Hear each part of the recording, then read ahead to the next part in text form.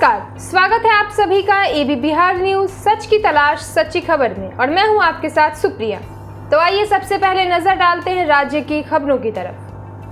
बिहार के समस्तीपुर में बाइक सवार बेखौफ बदमाशों ने पिस्टल के बल पर एक राइस मिल मालिक से 6 लाख रुपए लूट लिए। यह घटना रविवार सुबह करीब 7:45 पर जिले के मथुरापुर ओपी क्षेत्र के मुक्तापुर तेल डिपो के समीप हुई। घटना की सूचना पर पुलिस लुटेरों की तलाश में जुट गई है।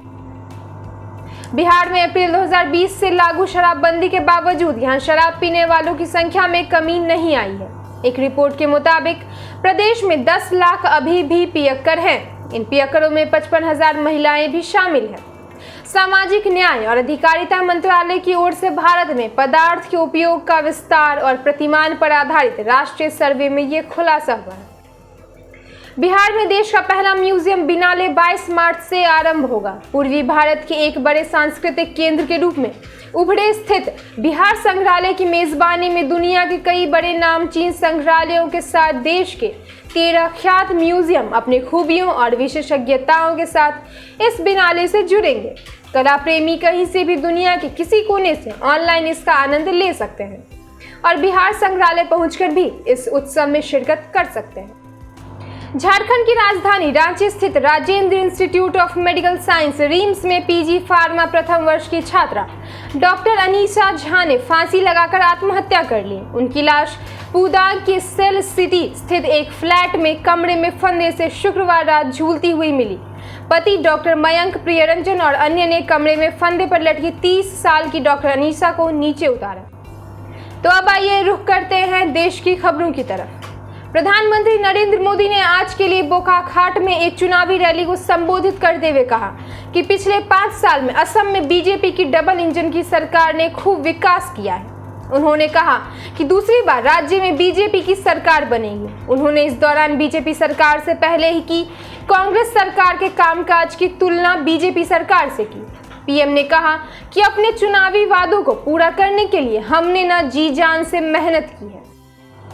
भारत में पिछले 24 घंटे में कोरोना वायरस संक्रमण के 43,846 नए मामले सामने आए, जो इस साल एक दिन में सामने आने वाले मामलों की सर्वाधिक संख्या है। केंद्रीय स्वास्थ्य मंत्रालय द्वारा रविवार को अद्यतन किए गए आंकड़ों के अनुसार नए मरीजों के साथ ही देश में संक्रमण के मामले बढ़कर 1,15,99,130 हो गए।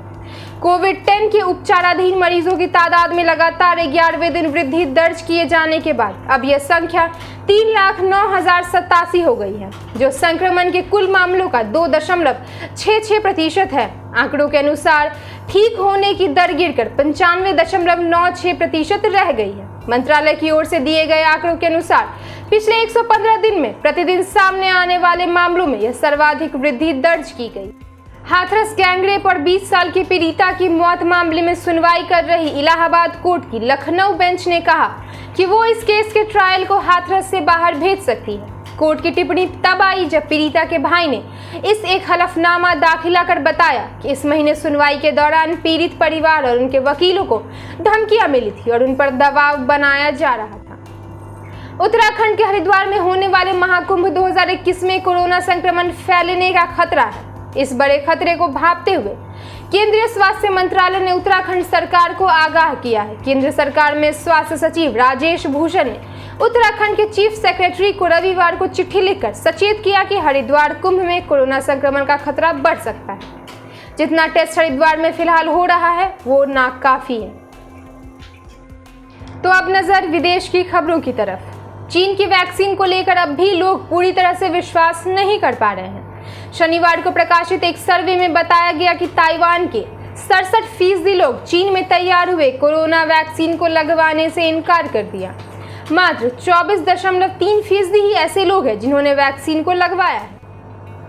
चोरी की वारदातों पर लगाम लगाने के उद्देश्य से ब्रिटेन में अब नया तरीका अपनाया जा रहा है। दुनिया में पहली बार यहां चोरों और डकैतों को ट्रैक करने के लिए जीपीएस का सहारा लिया जाएगा। इन जीपीएस टैग की मदद से संदिग्धों की निगरानी करने में आसानी होगी।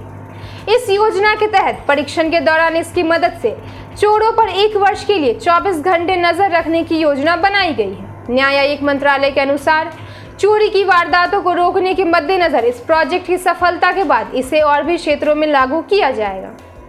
तो इसी तरह देश और दुनिया की तमाम जानकारियों के लिए बने रहिए हमारे साथ एबी बिहार न्यूज़ पर। साथ ही हमारे चैनल को लाइक, सब्सक्राइब और शेयर करना बिल्कुल ना भूलें। और लेटेस्ट न्यूज़ अपडेट्स के लिए हमारे वेबसाइट www.abbiharnews.com पर विजिट ज़रूर करें। धन्यवाद।